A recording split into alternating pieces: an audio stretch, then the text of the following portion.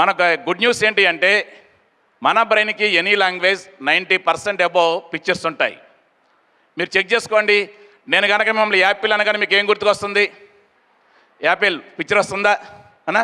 అలాగే మహాత్మా గాంధీ అన్నప్పుడు ఆయన ఫేస్ గుర్తు వస్తుందా? అలా పిక్చర్స్ వస్తుందన్నమాట. Brain language, picture language.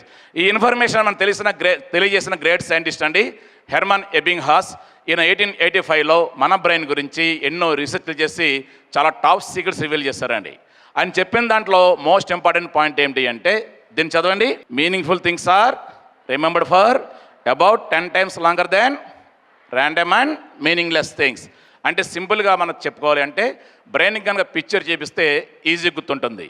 మరి బ్రెయిన్ లాంగ్వేజ్ని మన ఈరోజున కొద్దిగా పరిచయం చేస్తాను, మీకు ఉపయోగం ఉంటుంది. అలాగే మీరు ఇంకో విషయం గుర్తుపెట్టుకోవాలి. మనం చదివేటప్పుడు బోర్గా ఫీల్ అయితే బ్రెయిన్ ఇష్టపడదండి. ఆ ఇన్ఫర్మేషన్ బ్రెయిన్కి ఎంటర్టైన్ చేసి చెప్పాలి.